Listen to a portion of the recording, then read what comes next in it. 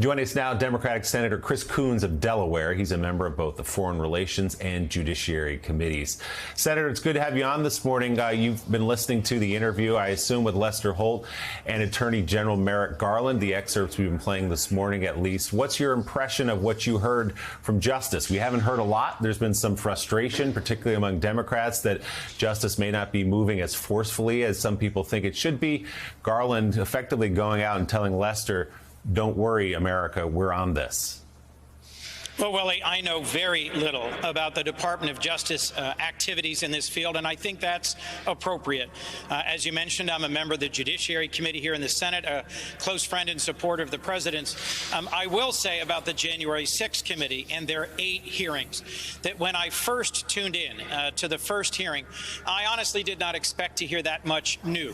I sat through the entire second impeachment trial of former President Trump.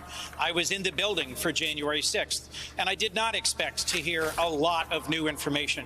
But hearing after hearing, I was struck at how much detail they had uncovered, at how many former inner circle Trump administration and Trump campaign members came forward and testified, and how clearly, in particular, the former Attorney General Bill Barr said that he knew the election was won by our President Joe Biden and conveyed that he thought it was all BS, the attempts at trying to invalidate the election. So I do think the reporting that Carol from the Washington Post was just detailing breaks new ground and is striking.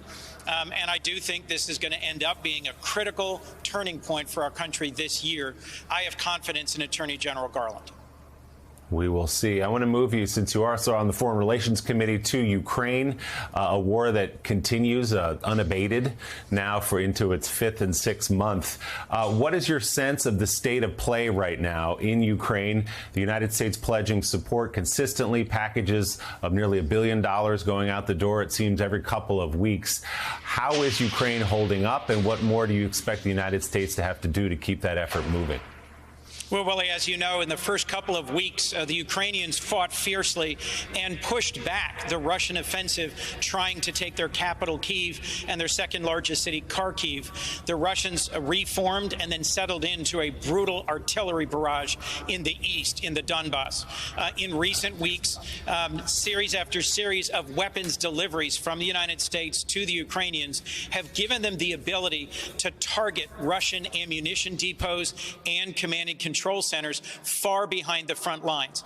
That has given the Ukrainians critical relief. They've been able, using our HIMARS system, which are very targeted long-range artillery systems, the most cutting-edge weapons available as artillery that can fire and move quickly.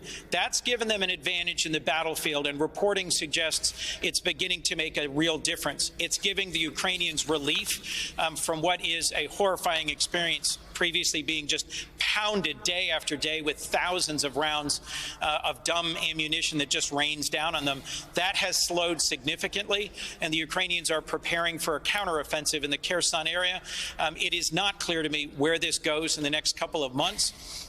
But it is my hope that in a bipartisan way, we here in Congress will continue to support a united effort by NATO, by our European partners, to impose strict sanctions and real costs, and to make sure that Ukraine has a strong and fighting chance. One other thing, if I could briefly, Willie, we are about to vote here in the Senate on ratifying the accession of Sweden and Finland to NATO.